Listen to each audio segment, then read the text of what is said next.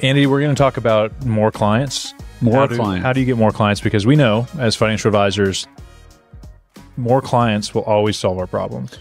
I kid when I say that, because there's a lot of things that we help advisors with, coaching from running a better business. Are you leading your team well?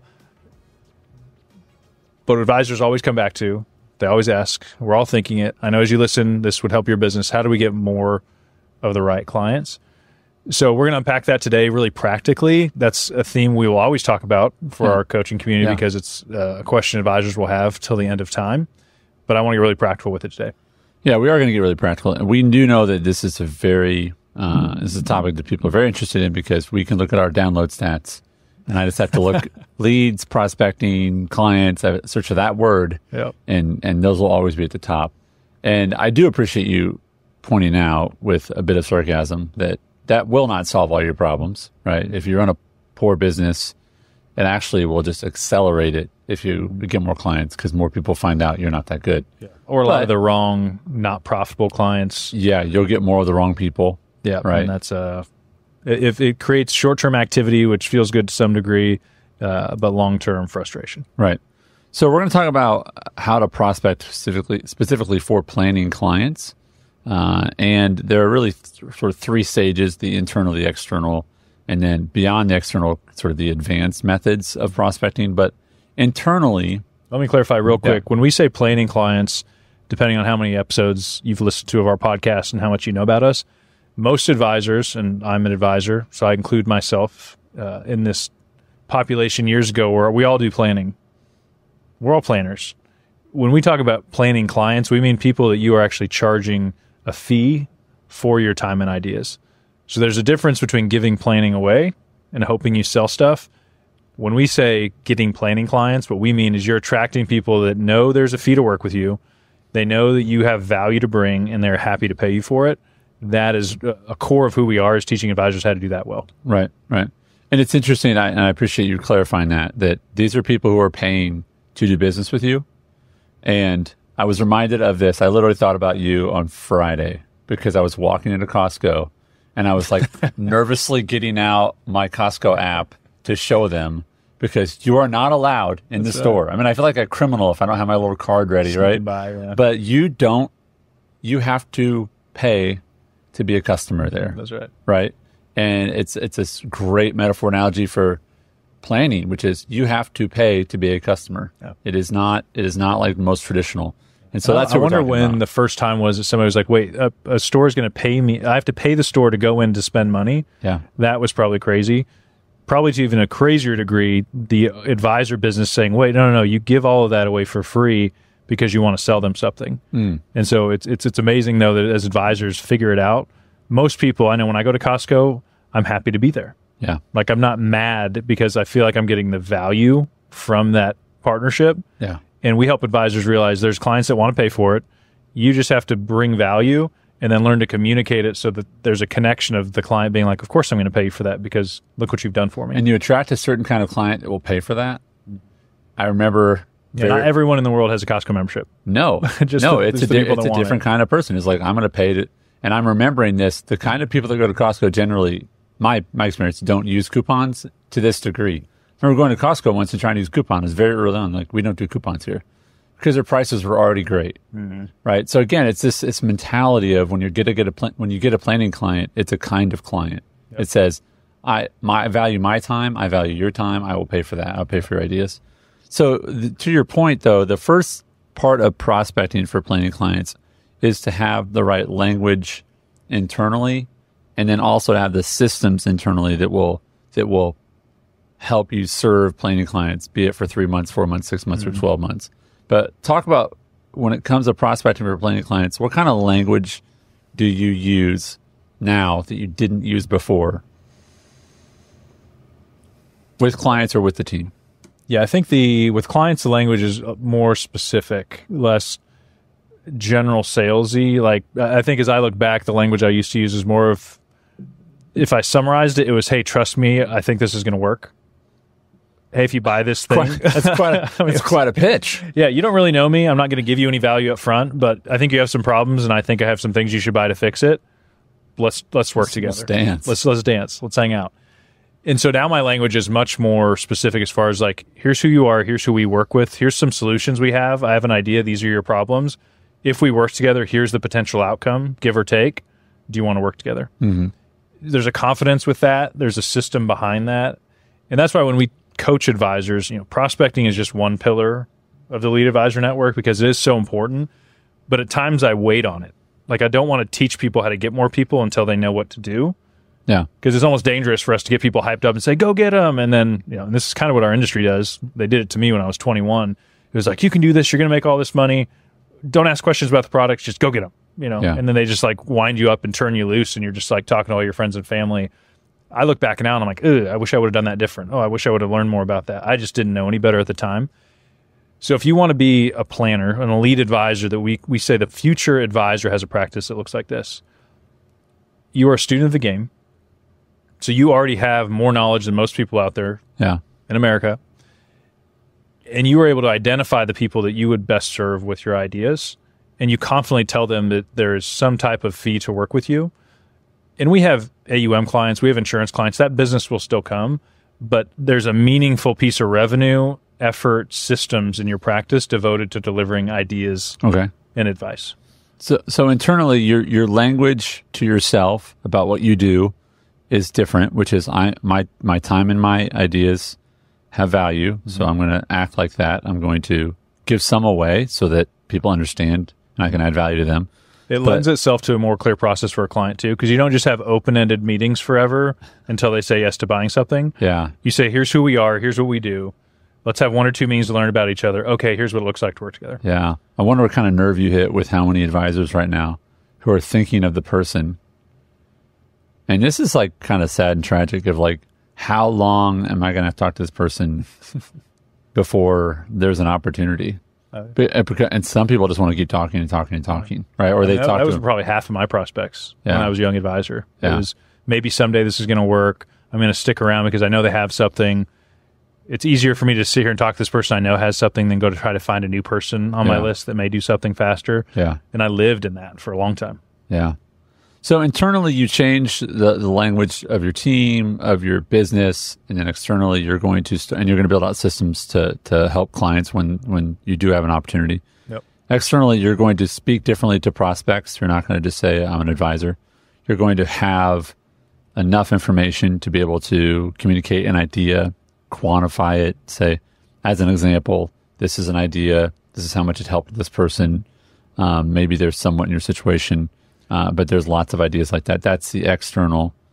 There's a difference between, I'm trying to think of the last time I experienced this, where I was at an event, a holiday, and there's the person that sells something. And there's always this like, oh, no, I got caught talking to that person, or they got me. And they're usually excited about what they do, but it's a very salesy way. I can't even put words to it, versus the person that just loves what they do. They're there to almost just kind of like say, this is so exciting, I want everybody to know about it. Yeah. But I don't really have anything. I'm not trying to gain anything. So let me give you a visual of this because I think it's really good. And if you're on YouTube, this will make a little more sense. But if you're watching this, but it's a different. If you take your hands and your palms and you put them up and like you're showing people the number 10. To me, salesy people are like that, and they're just pushing the idea on you, right? And they're saying like, just again, think about how most people hold up the number 10, right? And they're saying, I'm so excited about this. And it might even be a good thing where I'm like, easy, right? Versus if you put palms up and someone is just talking about what's in front of them, like, man, I have this amazing thing and it's so great. But the other person feels no pressure to, like, that thing is not being forced upon them. It's just saying, like, let me just show you this awesome thing. Let me give you an example of, and then people can either take it or not take it, but they never feel forced, right? And there's much less, there's no rejection because they're literally just, I'm just going to show you this. Yeah. I don't like the idea. Okay. I was just going to show it to you. I wasn't trying to hand it to you. That's right. Right. Or force it upon you. Yeah. Yeah. And I think there's an idea of people want somebody that's excited about what they do. Yeah. That's passionate about it. Like they want to feel that. It's not like, wow, that job seems hard and you seem sad. Like I don't want to work with you. But there is this, and I felt it. Like I remember the feeling of being somewhere and constantly like, I need to tell somebody what I do because maybe it turns into something. And you radiate this energy whether you like it or not. Yeah. In the average path in our business is advisors do that for so long until they finally make enough money and kind of get established enough to where they can just like take a breath and relax. And what's amazing is their energy changes finally, and then they start getting more business. And I remember when I started getting more referrals than I could keep up with, I was like, wow, how amazing would 22-year-old Sten have felt if he had that problem? Yeah. I couldn't have had that problem though, because I was selling. I had the frantic kind of anxious energy that was going out versus now. And it helped me that I unlocked planning as like, I don't need to sell you anything to get paid. Like if I add you value, there's a way to get paid. The industry didn't tell me that. So as soon as I figured that out, I was like, I don't have to jump to you buying something and signing forms. We can just have a conversation. If it works, there's opportunity even existing at that stage. Yeah. That increased my confidence. And then you step forward to where now you have a thriving business where you're like, hey, I only work with the right people. And then people want to work with you even more. Unfortunately, most advisors, just based on the path they're taught and what the industry accepts as normal, it takes way too long to get there. So on the second half of today's show, I want to talk about sort of your journey in prospecting. You talked about it a little bit, but we want to get really to the spectrum of prospecting, right? Again, a term you probably haven't heard, but this spectrum of prospecting. And there may be some truth to the idea that you're going to have to probably go through these, but again, elite advisors get through them faster, right? So, there aren't like babies who come out and they start walking, like they've got to crawl. Right, and they have to fall, right? But some people can get through that faster than others. Yeah. So early on, prospecting for you is just hand-to-hand combat. It is just anyone I know. It's messy, unorganized, just brute force, have to pay the bills just to make it another day in the business. Which there's something about that, you sit around a table with advisors and you're like, hey, we've all experienced that to some degree. It's hard when an advisor's in the business any longer than a year and they're still feeling that. Like, you got to get in it, whatever you're doing that's hard, like you join. I remember when I did concrete construction, it was like, you're new, great, go do the worst stuff. I wasn't like, no, I want to do that skill. I didn't have it yet. So I accept part of that in our business. What I reject is that last 3 to 5 plus years of that same frustration and energy. Right. So step one, brute force, you're figuring stuff out the hard way. You're knocking on doors, getting creative. It's not scalable activity. It's activity you want to stop doing as quick as possible, but you still need to do it. Right. Then you can start to know enough people you can be referable, and you're good enough at what you're doing at that point, hopefully, that you can become referable. I think people realize you're actually going to stay in the business. So people will observe you. And this is one of those businesses where people are like, hey, good for you. I'm not going to turn my finances over to you. Yeah. But maybe 2-3 years in, people are like, oh, you're real. You're obviously you're somewhat committed to this. You may get some little boost in confidence there. You probably have some more skills. You're more confident how you present yourself. But even then on this spectrum, 0 being just ugly, brutal, hand-to-hand combat, by the time you're at 2, you have a better idea of what it even means to be an advisor. Yeah. You've done some client business, so you can talk about it better. It's more of an organic confidence increase. Sure. There's still not much critical thinking strategy at that point. Okay, yeah. And it's still very manual, right? Probably not trackable to any degree, right? Yep. Well, at that point, you're still, depending on where you're working, they'll tell you just more. Like, more is the metric. And sometimes that works, sometimes it doesn't. Yeah. So after you're starting to get even random referrals, maybe it's like second, third degree referrals of a friend, right? Which is, it's nice. There's other ways to on the spectrum of prospecting, there's other ways to start to really anchor yourself, or to maybe another way of saying is sort of put flags and mark your territory so that more people can find out about you. Yep. So there's that, which we'll talk about. And then there's, let's just dive into that one. So when it comes to maybe having specialties or specific content that is just living and breathing and out there's a level of investment and excellence that certain people put into prospecting when it comes to creating content, books, videos, resources, calculators, tools, software, that they provide such a level of value they cannot be ignored. Yep. Right? So what are some examples of ways that this highest level of prospecting, when you know enough and you've got some capital to invest into creating something that will live, that can be passed on, that will touch thousands upon thousands upon thousands. Yeah. Again, compared to, I have 50 clients and 5 of them gave me a referral. Right. I mean, that's the other spectrum. Yeah. And I think there's definitely kind of degrees between, step one, anything and everything, activity all costs, learning a bunch of lessons the hard way, to like, hey, have a better idea what I do so I can talk about it, to where maybe you're in networking groups, you are a little more aggressive about telling people what you do and asking them to meet, trying to hit a certain number of meetings per week. Like this is the journey. Eventually, as you establish your business, get enough clients, you afford yourself the right to spend money on content, maybe hire certain people on your team, where the ultimate goal, the vision for all of us advisors, I talk to hundreds of them, they will say, Sten, my goal someday is that my business can operate without me. I want to be an advisor. I love helping people, but I don't want to be solely responsible for the success of my business, that every prospect comes mostly from my manual efforts. Yeah. And this is kind of the season legacy is in with me. It's saying, okay, Sten is responsible for so much of our business. What happens if something happens to Sten? Or, hey, Sten would probably want to not work as hard someday. So I want to create value for people that kind of lives and moves without me. And so we're moving into like this content space. If you are a new advisor listening, where some firms have taken this is put general posts on LinkedIn. Yeah. Unfortunately, and this is one of those things where you think you're different, but you're not. Like when most advisors, somebody asks them what they do, even if you think you have a cute answer, most advisors are saying all the same thing, and to a client, they don't know the difference. Is your generic posts online, and I've yet to be debunked by anybody on this, you may randomly get somebody, but it's probably not getting you extraordinary results because so many advisors are doing the same stuff. Yeah. And so we're going to like, what is just such valuable, meaty content to where when somebody gets it, even if they never interact with you, they're like, wow, I think about money differently now.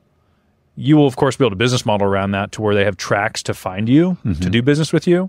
You will create a funnel over time. This is a longer play that requires people and money. But how can you start creating content that you build this library of interaction to where you're dripping on people with automation as opposed to your manual efforts? Right. I think that there is truth to, you have to hear something again and again and again, and you have to see that person really as an authority for a long period of time. I want to explore at the end here about creating something that is really specialized. You feel like, I'm really passionate about this. I really understand this. And yet there might be other books about this. There might be other trainings. There might be other tools. But I'm going to go and just make my own because, of all the channels on cable out there, there's a lot of people watching a lot of different. I mean, it's not like, there's just one channel. There's just one kind of car. Like, no, people have different tastes. That's right. Different affinities that, and so how do you pursue, or what are some, maybe just talk about the size of the things you're starting to really focus in on, start to create when it comes to content? There's a local level where you can leverage your idea partner network, your centers of influence. You can say, I'm going to create something that I have created rapport with people that trust me enough that if I empower them to pass something out or share content, they will. That's difficult because you're asking somebody else who also has a very busy life to create space in their life to help promote you. Yeah. I think there's a place for that, and we're doing some of that now to where we have great idea partners and centers of influence where I'm like, I'm going to empower you with this thing. Sure. And whenever you meet with somebody, just hand it to them. It makes them look good. It adds value. We believe we can do that well. That's very more targeted. But if I can go after a larger audience, and so we need to go online. We need to have creative tools. We need to have ad spend. For us, because we have a great established business with a team, we are now going to invest in a bigger way on how do we create. Our goal by the end of the year is 30 qualified leads per month coming to Legacy. To do that, it can't be Sten. And so when I'm in the conference room with the team, we're brainstorming ideas. One of the first questions is like, is Sten going to be required to make that happen? Then you got to get rid of it because that's just not going to work for where our business is. But as you listen, you may say, hey, Sten, I'm still fully engaged. Like, I'm ready to do it. Well, great. You can create the content. Maybe you're doing short form videos. Mm-hmm.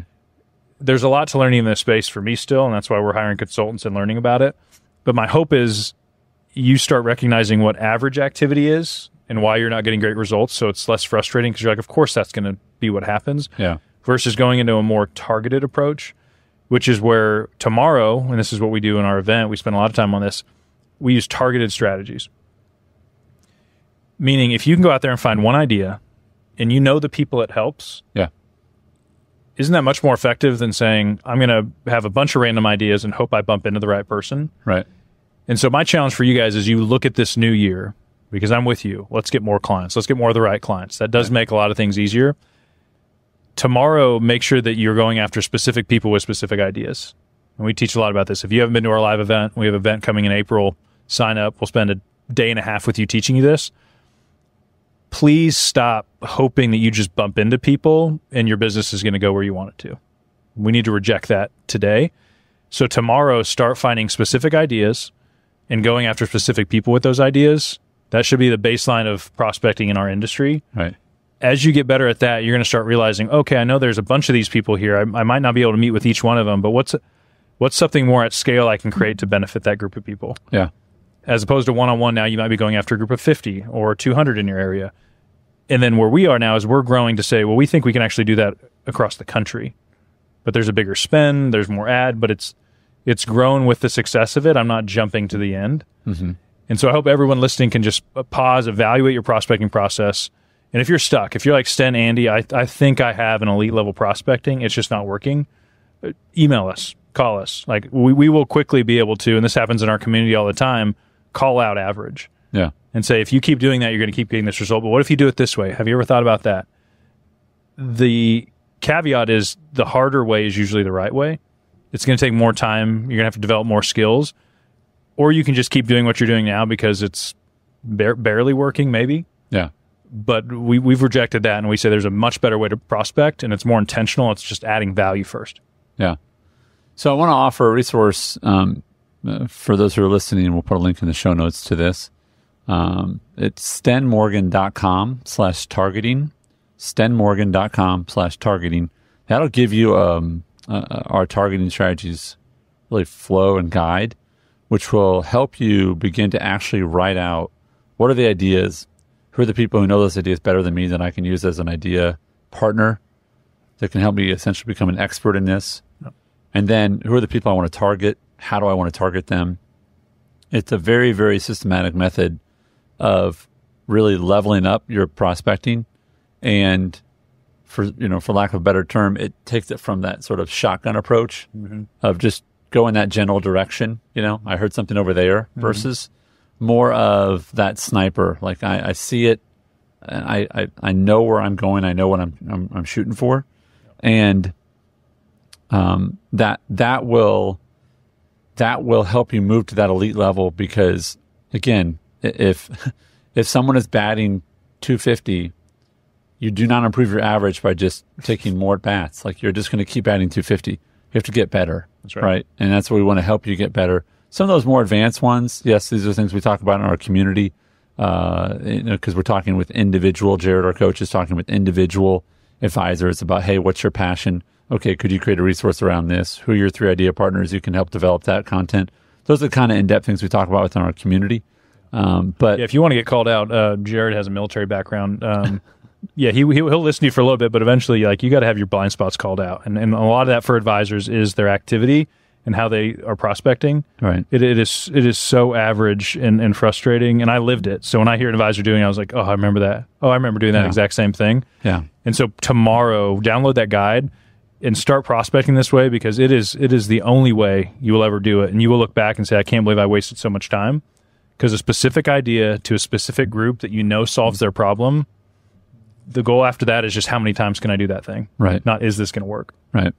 And I want to encourage you with this. I want you to go to that guide, download it. And when you start to do things that way, it is harder in the sense that you have to make sure you find that group versus I'm just going to go in the general direction. But imagine going from, if you talk to 100 people, 20 of them might want to have a conversation with you, to you knowing that of the 100 people, you can help 99 of them, right? I mean, what are your chances of getting a client that way? That's the shift. Yeah, and there's more confidence when you talk to those people because it's not guessing. It's not, is this conversation going to go sideways? It is a much better experience and a much better outcome. The struggle or the obstacle is advisors adopting it because it is It's just much more intentional than anything we've been taught. And the good news is once you experience it, you'll never go back.